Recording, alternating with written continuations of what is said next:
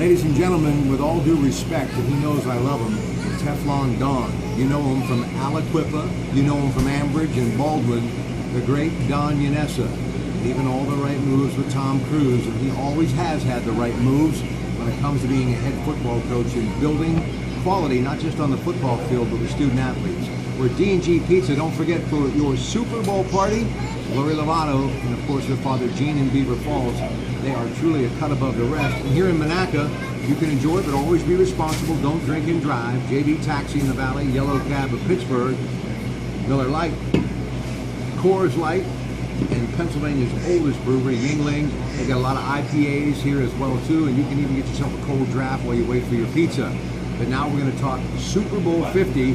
It's Peyton Manning and Cam Newton. And hard to believe, 39 years of age in the NFL qualifies you as an old man, but he'll be taking on the youth of Cam Newton. So let's talk about these two quarterbacks, Coach. First off, with Peyton Manning, 39 years of age, on the verge of becoming 40, trying to get his second victory in the Super Bowl. He's been to two, won one, lost the other. Yeah. Well, you know, not only is he a great quarterback, I mean, he's a winner. He's a leader. He's a winner.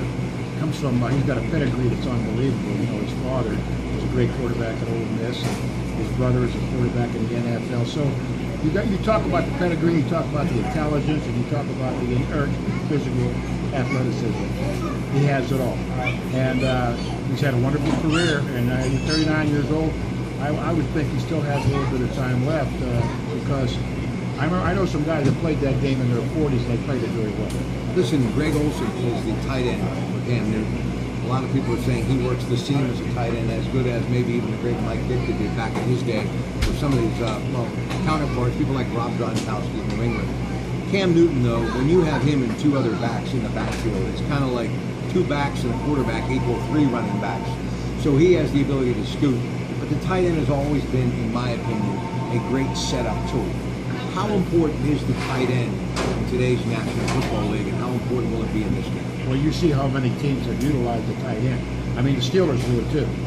But bottom line is, the tight end, his role, that person that played that position, has changed so dramatically. It used to be they were just another tackle on the line. They were blockers. Once in a while they'd catch a pass. You know, actually, Ditka changed the whole mentality about the tight end's role in offensive football in National Football. George Howell said, I want to have a tight end that catches footballs. And Ditka, in his rookie year, I think he caught 65 or 70 footballs, which was a record that was unbelievable. And from that point on, you know, John Mackey and all the other ones that have come after them, their role changed. But the tight end in NFL football today is a very, very significant position. There have been some. Vince Young comes to mind, but he obviously didn't get a chance to stick around long enough for us to really see his true talent that he displayed at Texas. But Cam Newton, Heisman Trophy winner out of Auburn, is the future as far as quarterbacks. And if you're in administration, you know, you're a general manager, player personnel director, a coach, ownership, and the draft coming up, you're looking to find someone like him. I don't know where they are or who they are that have the ability of Cam Newton, 6'5", 4'3", 40, 60 yards downfield off of his back foot, can do anything. Tell me about this amazing athlete that is Cam Newton. You know, you say you want to know if there's anybody like him out there. I guarantee you there are. They're in 2nd, 3rd, 4th, and 5th grade. Right. They'll stick around. You'll see them in about 10, 12 years. But the deal is that this Cam Newton, he is an anomaly. There's no question about it. I mean, this is a rhino. This is a rhino-type individual because not only does he have the touch and the great arm and all of that, he's intelligent, you know, he's resourceful as a quarterback, but he'll flat out run over you, and when he gets done running over you on his way to the end zone, you'll be looking for the team doctor. The guy is just so strong and physical. He's 255 pounds. When I played college football, I mean, if you were 255, guaranteed you were a tackle. Let's talk about how really the Denver defense, tremendous. You look at DeMarcus Ware and Von Miller, two great players who have the ability to beat the silent snap. And they did that time after time after time against New England. They're going to have to do that against Cam Newton, but if they get too far upfield, it could really cost them. So how do they have to change their game defensively to be able to be on the attack, but don't push it too far to where they end up behind the play? You got to pick your spots. I mean, there are times when you can pin your ears back and you got to go. depends on the circumstances of the moment, the down, the distance, point in the game, etc. But basically, they don't have to change a lot because they play really great defense. They have to contain the offensive weapons of the Carolina Panthers, and of course, Cam Newton is the centerpiece of that containment. They have to contain him. Now, are they going to get to him a lot? I don't know. I doubt it because, Carolina's a pretty darn good football team offensively. Now, one thing we do know, you have to cause confusion when it comes to Peyton Manning. He can cause confusion as well because he audibilizes till the very last second. But how do you confuse a guy who's a Paisy veteran like that? What is Carolina going to have to do to try to throw him off his game? Because really, the only way you have a chance of beating him is to get him out of rhythm. Well, you have to get him out of rhythm. That means you don't give him a lot of time to throw the football. I mean, now you talk about pin your ears back and go after somebody. If I was Carolina, I'd pin my ears back and go after them. Because they're going to have to throw the football offensively to beat Carolina. And they're going to have to pick their spots too, Carolina, with regard to going after him. He's not as mobile. He's 39 years old. That goes with age. It's not a negative. It's just the way it is. Fact. It's a fact of life. And so as a result, I pin my ears back and go after him at the opportune moment, hoping to screw up his rhythm, to get him out of his game, and like anybody else, if you do that to him enough and he's on his back enough, sometimes, their confidence level shrinks a little bit, and even though he's a great one, he's vulnerable for a few reasons, but if he's on his game and they don't get to him, and they just give him time to go back and pick him apart, it'll be a nail burner all the way to the end.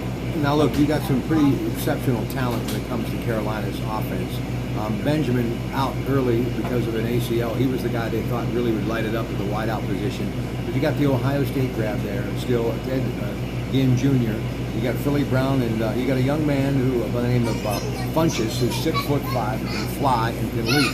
But here's the thing: you've got Talib, Chris Harris Jr., Bradley Roby, and T.J. Ward of strong safety. So Denver obviously has the weapons to stop them. But it all, in my opinion, Jonathan Stewart, great running back for Carolina, it all comes back to Cam Newton. Do you really, as a coach, especially a defensive coach, do you really have to key everything you do around him? Whatever he does, you shadow him, you go. Because all of the players and all of the scenarios we mentioned, his ability, raw talent, Sandlot, if you will, can truly make or break this football. Without a doubt. We said that from the very outset. Cam Newton will be the key for Carolina. The other guys, they have great players, and those players are going to make plays. But defensively, for Denver, they've got to stop Cam Newton. You can't allow him to have his way offensively, because if he does, it'll be a long, even though Denver's one of the best defensive teams in the NFL, it'll be a long night.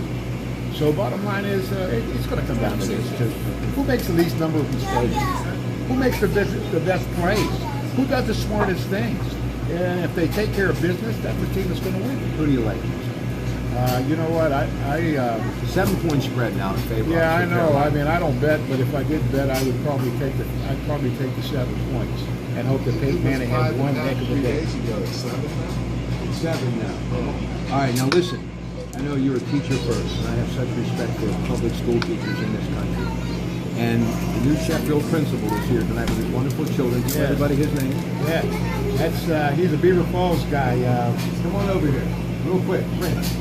Principal of New Sheffield. Tell everybody your name. Go ahead. Pete Carbone, principal of Aliquip Elementary School, New Sheffield. Another prize of Aliquip, a good friend, Mitch Trombetta, once the principal at that school. He ended up going to Quigley. That's okay. Won a Whitfield championship. Give me the greatest team in the history of Aliquip football. You gotta speak loud now. Get closer. You can hear. According to what Mr. Smianik used to tell me all the time, I had the opportunity, wonderful opportunity to coach. A great coach, Mike Smianik, a disciple of He his. always mentions the 87 team. It's the best team. And he said the 88 team was good. He said the 87 team was good. 87, 88 was really good. So was 80. So was 52 and 55. So was 64. And so were several of these teams that Mike has had over the last decade. Thank you for what you do in the classroom. No problem. I love public school teachers. Support them. Support them. Now, I want to talk about the University of Pittsburgh. Recent recruiting class. Unbelievable. And, we've seen a lot of players, Darrell Reeves being one out of Aliquip. Obviously, we've also seen Mike Ditka. Pete Short. Great Pete Short. But DeMar Hamlin, this kid from Central Catholic, 6'1", 180, all world. You know football more than I do. He deserved the hype. Absolutely. I mean, up to this point, everything he's done gives him the hype because, I mean, he performs at the highest possible level. I mean, he's so talented. You know, there's so many out there that are so talented. And the key is, Alabama gets him, Oregon gets him, Wisconsin gets him, Ohio State gets him. You better get it at the University of Pittsburgh. And that's one thing I like about Narduzzi. Narduzzi's doing a terrific job of getting some really good players to stay on, and also he's recruiting the nation. We've got some good players from outside the Western Pennsylvania area as well. But this kid from Central Catholic's the real deal. Yeah, Teron Coleman also out of Central Catholic, as is tackle Rashad Wheeler. Now, I'm just going to flip this over because I wrote a few notes down. These are some players right now at the University of Pittsburgh that are in the NFL. Larry Fitzgerald, LaShawn McCoy, Darrell Revis, Aaron Donald, Devin Smart. Also, we've got in here, let's see, we've got Toddy Thomas out of Beaver Falls, Dion Lewis, Tom Savage, Devin Smart. It just makes me feel good when I see the university thriving. How important is it for Coach Narduzzi to continue to recruit out of the WPRP? Well, I think you always got to take care of your backyard. You know, I mean, bottom line is when you have players, and there are good players coming out of the WPIL, not like they're used to be. I mean, everything's changed demographically and everything. It's changed, but there are still good players coming out of good programs that are well coached in high school, and he's got to make sure that he lassos the vast majority of those kids, keeps them home. But he has to recruit the nation. So what are you up to? Whatever I want to do. Really? When I get up in the morning, I decide this is what I'm going to do today. And if it's good weather, I might be playing golf. If it's not, I might be doing some indoor sports. I have no idea. But the deal is that I will do whatever I want to do when I want to do it, and I really enjoy it. Now, the reason I hooked up with him, I was earlier at Dan Nahas's place, getting himself a nice LG TV to watch the Super Bowl off of Dan, and it's an honor to see you. Let me tell you, with guys like him and Jim Render and so many others, I wouldn't have a career, folks. These guys taught me everything I know, and it's always an honor to spend time. Plus, you get a slice of the Hey, pizza. Rob, you're a class act. It's what I told you on the phone. I wouldn't come here for anybody else on that short notice, I promise. Listen, I love you for that. Keep up everything you do because it's all good. Thank you. All right, folks, enjoy the big game, and don't forget, this is the place for all of your Super Bowl pizza, D&G, Monaca, and of course, Beaver Falls. Have a great night.